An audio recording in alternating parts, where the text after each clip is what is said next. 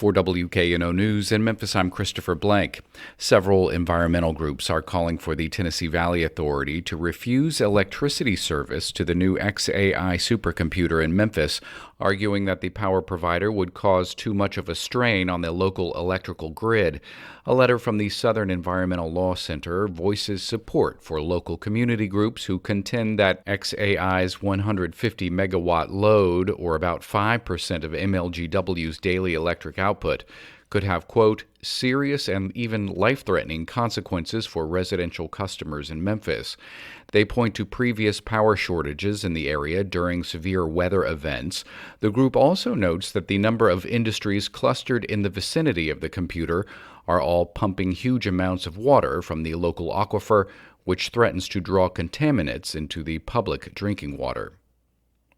The city of Germantown is revisiting the idea of having a full-time mayor. The issue came up again Monday during a meeting of the Board of Mayor and Aldermen. While the idea has gained traction as the city has grown, it would likely take a referendum vote to make that happen. Most concerns around making the job full-time are around how it might impact people running for the position and whether the most qualified candidates would be able to make it their chief occupation.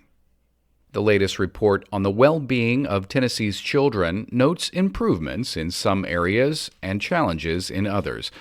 Danielle Smith with the Tennessee News Service has more. Statewide child poverty rates decreased slightly by 1 full percentage point between 2021 and 2022 to 17.8%. John Quell Newland with the Tennessee Commission on Children and Youth says the slight decrease may be due to wage growth. She explains since the pandemic, there's been a big push in recent years to try to increase pay, especially hourly wages. So where someone was making between $7 and $10 before, now they're probably making between $12 and $15.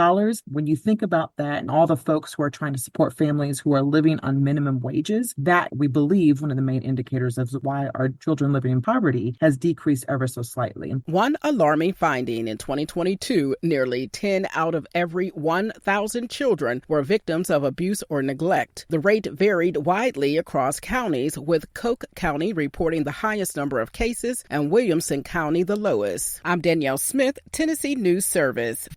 This is 91.1. More news at WKNOFM.org and on the WKNO app.